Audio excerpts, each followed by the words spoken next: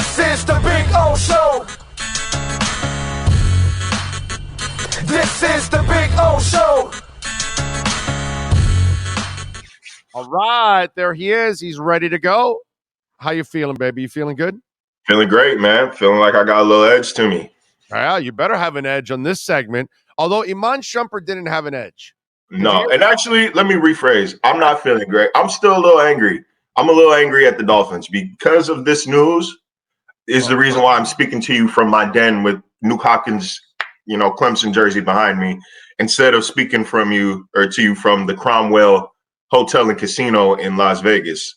So my trip was canceled because of this news, because we wanted me on the ground for anything further that might come out. Oh, this ruined this final vacation of yours? This destroyed it. It nuked it. Wow. Pun intended. So yeah, I'm a little angry. I'm a little angry at the Dolphins for this. I'm a little mad at Stephen Ross. Welcome to the Miami Dolphins beat, Marcel Louis-Jacques. Have anything nice? I had one too many nice things this offseason, and that's done. That dude just needs to stay away from the team forever, bro. I can't remember the last time I've seen an owner nuke the team like that. I need to stop saying nuke, but seen an owner cause so much strife for a team in such a short amount of time. And like Roger Goodell said, this level of owner involvement in this tampering case was unprecedented. He has never seen an owner tamper like this. So for everybody who says every team does it, sure, every team I'm sure does it. But every team is smart enough to have a Bruce Beal go do your dirty work for you, not getting to it yourself. Like maybe this was his idea of being noble, of like, I don't want anybody else taking the heat for me. I'm going to take my charge like a real one. You're not a real one. You're a billionaire. I figured it out. Stephen Ross was listening to Chris Carter. And he said, Bruce, you're my fall guy. And he fell also with the guy. So that it didn't work out for him. So we're the same team that went after Harbaugh in the middle of the night with Sperano in place.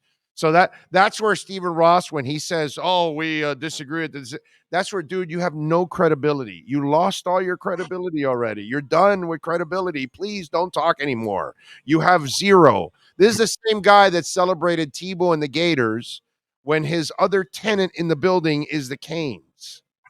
Okay? This is the guy that brought the orange carpet. Not a red carpet, but an orange carpet, because he thought bringing, although it was nice to see J-Lo and Serena on the carpet, but, it wasn't really going to make a difference on the field. So, and not to mention, the kind of stuff that's gone under this guy that's happened in 13 years, this is just part of everything else. It just gets worse and worse as it goes on, and he topped it off now with a first and a third. And we need to discuss this statement that he put out as well, because it was nonsensical to say, to come out with such a strong opening and say, like, we are grateful that this NFL investigation cleared us of any wrongdoings from these malicious and false and accusations of Brian Flores. You know what he's doing? Dolphins fans, I'm looking at you. You know what he's doing with that statement? He is assuming that you are not going to read. He said fans are smart enough to read it themselves. They're not going to know that I'm lying through my teeth, because that report said everything that Brian Flores accused them of. They did. Yes, he did make a comment about $100,000 per loss. Yes, he did want to prioritize draft position. Yes, he did meet with Tom Brady on a yacht. Marcel, as I told Ian yesterday, the only reason they didn't go after him for the tanking is because they're tied to betting organizations now. And you can't have a Donaghy situation like you had in the NBA. You cannot have owners that might tank, because if Stephen Ross is willing to do it, others are willing to do it. So you had to let that slide, even though you knew it happened. And that's why they went heavy-handed on the tampering, heavier than anybody's ever gotten. Why? Because technically they hammered the Dolphins for both things, but they couldn't legally hammer them openly for tanking, because that would be a stain. Yeah, like, just think, you got punished. The shield. They got punished like this for unsuccessfully tampering? Yes. Like, you're going to tell me they reached out and lost and got punished like that? No. Like, if you read the report, they found that everything that Brian Flores accused them of, they did. It happened. He wasn't lying. Of course he did. Wasn't lying. course. So, if you have opined about Brian Flores in the past few days, all of that, like, just read the report or read enough reports about, like, stories and articles about it, that you understand what this NFL investigation found, because it did not clear them of jack shit. Nothing. It didn't clear them of anything. It made him look even worse, is what it made him do. He made a comment, but there were multiple recollections of the $100,000 offer, and it wasn't meant to be taken seriously. Look, bro, if my boss continues to make jokes and comments about how he feels, I'm taking everything seriously. And also, of course, you know Brian Flores? Yeah. I've worked with Brian Flores for like 5 months. That man don't joke. He don't play like that. Yeah, there's no joking there. You're so right. So, like, at the very best, you don't know the man that you hired. At the very best, you don't know the man you hired. At the worst, you try to throw this man under the bus after he refused to do something rotten that you wanted to do. It's like he refused to lose games, man. Like, then you should have hired somebody who was cool with tanking in year one. It's funny because the only difference between these two guys is, well, one is athleticism and age, but really it's bank account. But you look at Preston Williams and you look at Stephen Ross, neither guy gets it. No, and that's isn't it interesting? Right? Yeah, there's some differences in how they look and all that stuff. One guy's got big ears, the other one doesn't. One guy might not need a headset to hear the quarterback's calls. If Stephen Ross was, I think the Preston Williams complaints are intriguing. It's an intriguing case study here because he didn't make these complaints with Brian Flores. As far as I'm concerned, he wasn't coming out and doing press conferences like that when Brian Flores was here. At least not the ones that I attended. Well, no, but it's the problem is he's been here already too long. But I'm just saying it's interesting now that, okay, now you have a coach who's a player's coach who wants you to be yourself, who isn't a disciplinarian. Now this is the first instance of somebody testing that metal publicly. Who's somebody who's testing publicly. Yeah. But problem is the guy that's testing you has no credibility whatsoever. Never has had credibility. He ruined his entire career because that's why he didn't get drafted. The entire NFL knew how gifted he was. He should have been a very high draft pick, but because what's between the ears is not very impressive, is what you end up getting constantly from Preston Williams: a lack of concentration, a lack of dedication. He was at 230 last year. That's why you talk about that and the drop passes and the inconsistencies. He has no one to blame but himself. And he's also not very smart, and neither is his agent, because when I asked him, my brother, you look around and they drafted people, they signed people. Why did you think that you were going to have it? Oh, because I like competition. That's stupid. And your agent is a dumbass. Whoever his agent is a dumbass. You can't like competition. You can't say that you like competition and then complain about a lack of opportunities if you are not making them for yourself. Tyreek Hill is better than you. Jalen Watt is better than you. Cedric Wilson is better than you. Eric Uzukama is playing better than you. Braylon Sanders is playing better than you. Dude, Trill Williams. That's all you got to do. You got to look at the kid and say, look at Trill Williams. Nobody's giving him anything, and he's competing against a first-round pick that the front office selected, and they're giving him a chance because he's taking it. You can take it from people, but it's up to you to take it because Braylon Sanders is making plays whenever they throw the ball to him, okay? So don't give this crap. And that, by the way, Preston did that his first year here. His first year here, he was smoking fools. And we were all going like, wow, this kid actually, and, scouts told me he's super talented. He's just got, crap in his head, and he's got to wake up. And 4 years in, he still has not woken up. And 80 years in, Stephen Ross still hasn't woken up either, by the way, on the football side. See, Preston Williams was able to stand out in a receiver room that was never held to much of a standard under Brian Flores.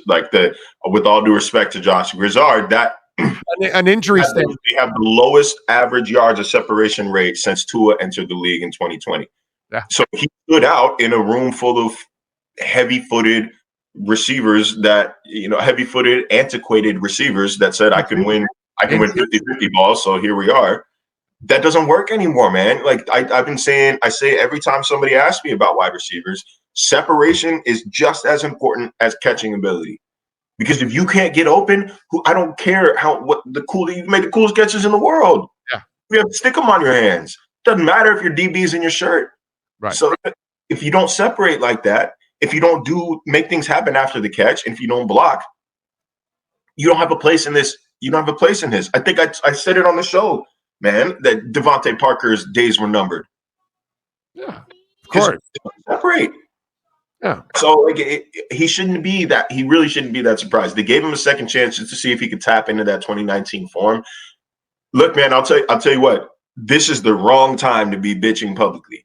Huh. It is the wrong time to be bitching publicly because there are 5 guys going after probably 1 or 2 spots in the wide receiver room. You got Craycraft, you got Sherfield, you've got Ezukama, you've got Sanders, you've got Williams, you got Sanu. That's 6 guys going after realistically 2 spots. They're not going to keep 8 wide receivers.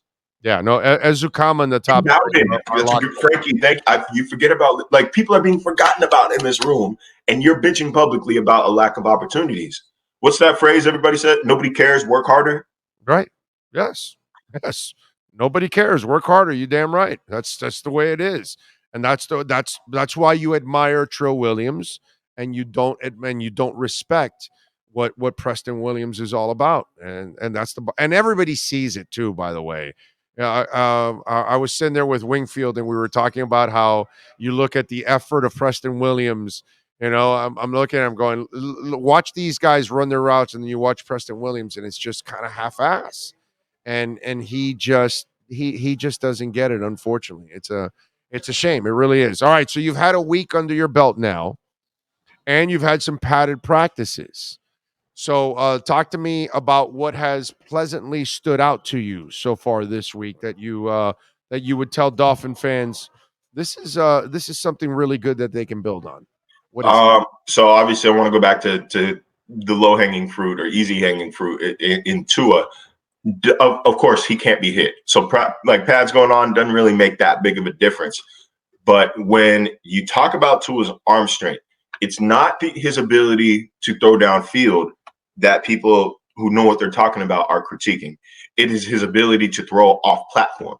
So can he throw on the run? Can he hit, when he doesn't have a firm foundation, he doesn't have a firm base, can he hit those throws outside the hashes? He had a play, I think it was yesterday, where he fielded a high snap. There's video of it on Twitter. I can't retweet it. The skinny post. Yeah, we talked about it. Hell of a throw. He gets it and off platform, boom, and launches it quick, makes a decision. It's not panicked.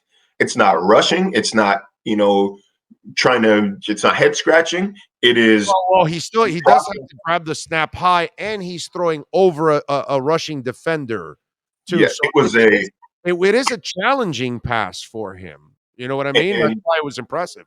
And it was on the money. Poupart and I had a disagreement the other day about Tua's level of accuracy. I don't know if he's discussed what he thinks of Tua on the show, but he and I disagree. He liked what he saw. I don't. The accuracy. But there's nothing you can say. He's been accurate. That's what we've seen from him all camp. Minus a couple throws, but man, those are going to happen. But I see a kid who is processing a defense before the snap, so that after the snap, he just has to go through his progressions. Like, that's the difference between him and a rookie. When you look at what Skylar Thompson's able to do, Skylar Thompson has arm talent. Like, he can throw off platform. He can hit. He can throw the ball downfield. Like, he doesn't know where it's going, but he's gifted. He's gifted. But you could tell that when he takes the snap, especially early in camp, you could tell when he takes the snap, he's still trying to figure out, okay, what is the defense in? What are my reads? What are my keys? He's doing that after the snap. Tua is clearly doing that before the snap. He feels comfortable. So, like, up here, he's there. He's there. Around here, his supporting cast, his support system is finally catching up. So, like, everything is kind of looking up for him. And then the arm talent is what we're kind of seeing. I think he does have a little bit of a stronger arm this year. He has put a little bit of zip on his passes this year. Like, he's pushing the thing downfield with ease. And I wasn't here last training camp, so I can't speak from that experience. I heard he was doing something similar last year. We'll see what happens. I think it's next week in Tampa. We'll see what happens there. But look, man, he is making quick reads. He has been impressive throughout training camp, I thought. Like that is my humble opinion. The interior defensive line, this defensive front seven in general is going to be a menace for opposing teams. I mean, I don't think there's any weaknesses in the rotation. I don't think there's any. If you are rotating your D tackles, where's the drop off between Raekwon, Wilkins, and Sealer? No, those I love all three. There's none. There is none. Between Jalen Phillips and Melvin Ingram and Emmanuel Ogbah and Andrew Van Ginkel, where's the drop off between any of them? You're getting consistent production throughout the course of the game. Like that's hard to do. I'm more concerned about the middle linebacker behind them than I am about those guys. That would be if I had a concern in the front seven. I'm not concerned about the pass rushes. I'm not concerned about the defensive tackles. I'm not really concerned that much about the outside linebackers. Middle linebacker is the only test that I would worry about a little bit, that if there is some penetration against that D line, will the thumper clean the things up? And that's where I wanted Channing Tindall to grow as soon as he can.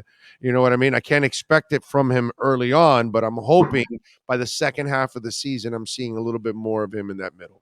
And so, yeah, I don't disagree with you there. If you had to pick a weakness, I don't think that maybe the inside linebacker room. Call it a question mark. Right? I'm saying if you had to pick a weakness, a weak point, a question mark, any of that, then yeah, I don't know if the inside linebacker room excites you too much, but I think they want Elandon Roberts to be the thumper. I think that Jerome Baker is the most versatile. I think Duke Riley has had a hell of a camp, particularly in his coverage ability. And then Channing Tindall is really starting to pop with his speed and athleticism over the past few days. You're starting to see fans talk about it. You're seeing media and hearing media talk about it as well. I think if Tindall can, again, it's up here. It's not his physical gifts. If he can acclimate quickly, it's going to change a lot for this defense. But the beauty of the defense is that you can ask a lot of guys to do a lot of different things. It's versatile. So you can't say, okay, so-and-so's on the field, this is what they're doing.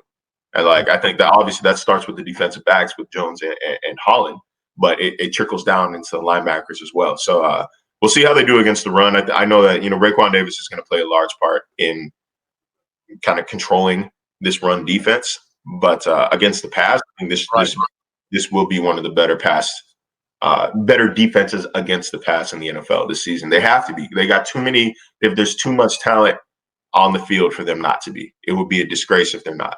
And then we know, and they isolated the variable. We know who the problem would be if they're not. Yep. Follow him on Twitter, by the way, at Marcel_LJ. And don't forget, man, you want the best energy drink on the planet. You can't get it in a store. You got to go to myedgedrink.com and use our code BIG-O. Get 10% off. myedgedrink.com. Delicious, smooth, zero aftertaste, and only 78 calories. All right, Marcel. So I got to ask you, are you pleasantly surprised, or are you not that impressed with Austin Jackson? Pleasantly surprised, I guess, if I had to pick one. He is. I think that was he was easy scapegoat for a reason. He was bad at left tackle last year. But I don't think he was coached up properly, with all due respect to Lemuel Jean-Pierre. We've discussed this numerous times on the show, that Lem was not necessarily ready to be a position coach yet. It was a necessity. It was out of necessity that he was in that position. So, as far as identifying what Austin Jackson was doing wrong and helping him correct it and coaching him up correctly, and running a scheme that highlights his strengths, that really wasn't. And that's not just Jean-Pierre's fault. That offense as a whole was a mess. That staff as a whole was a mess. That's why there has been so much turnover over there. You've got Lem back in an assistant role, and I believe, and Stutzville back as running backs coach. And I believe everybody else is gone. I believe everybody else that was in a major coaching role on offense is gone. There's a reason for that. So I think Jackson, he's athletic enough. He's young enough and impressionable enough that he could be coached into being something better than he has shown in his past 2 years. I don't think there's a lot of shame in struggling at all against this pass rush because I think it's very talented. But, they have the interior defensive line, and this interior pass rush has broken through time and time again. But it's not something that I think is the OL's fault. It's something I think that they're so good that is just what they're going to do to any defense or any offensive line. Okay, I'm with you there. Give me something that has disappointed you this week outside of Connor Williams and the snapping, which that's the obvious that we're all concerned about that. And by the way, I say that if it runs into next week, you have to go center hunting. I think once you get to Tampa and you have those practices, you have those issues, I think you've got to go center hunting at that point. I can understand early on that he's got to, figure it out because he is making a position switch. So I can't ask him to be absolutely perfect.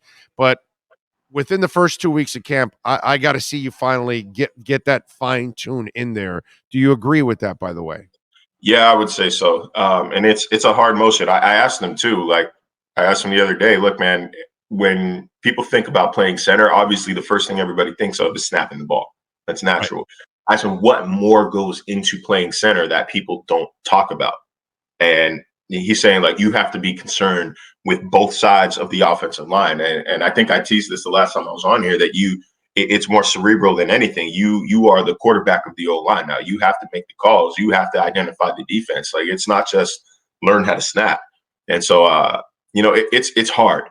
It's hard to do. It's hard to just switch positions on the offensive line. This isn't Madden. You know what I'm saying? Like, you can't just put a big body. You can't just put your 85 backup left tackle at right guard and everything's going to be okay. Like, it is difficult. So, but there is a point where, look, man, it's not like the environment's going to get easier from here. Like, you're going to Tampa. Everybody's excited to see football again. Everybody's excited to see Tom Brady, who I'm sure won't play, but he'll be in the stands. Like, everybody, that's not a stadium that's going to be light. And then when you're at the season tickets are sold out this year, man, like, people are going to be making noise outside of the field. It's going to be a hard environment. It's going to be tricky for you to snap that ball and keep your head together. So, I don't know, man. Like, I've always said JC Tretter's not in the conversation. I thought maybe he was kind of a lock to go to Tampa Bay after Jensen went down, but it seems like they're running with their backup. I forget the guy's name, but it seems like they're staying in-house for that. I think that they still have a kind of a fail-safe in Michael Dieter. They're going to reevaluate him. They should be in the process of reevaluating him here. They wanted to after the weekend. We'll find out tomorrow when we speak to Mike what exactly Dieter's status is. But that's a guy with center experience who, if Williams doesn't work out, they can go back to. But it's not something that you want to see well into camp. That's for sure. I'm with you there. All right, what are you working on ESPN so folks can check you out now that you don't have any vacation time anymore? Well, I'm working on the thing that's keeping me from having a damn vacation, or it's not even a vacation. It was it was for the NABJ convention and conference, but it wasn't Vegas, so I guess it's somewhat of a convention.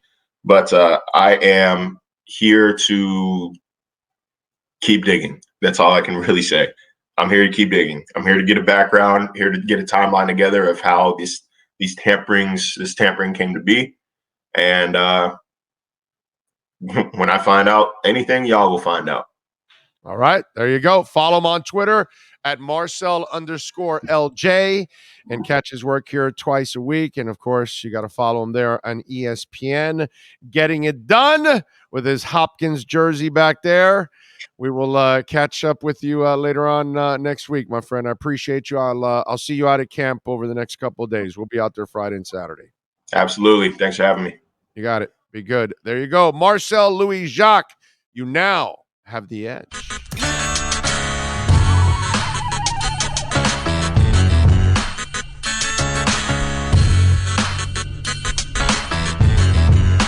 This is the Big O Show. This is the Big O Show.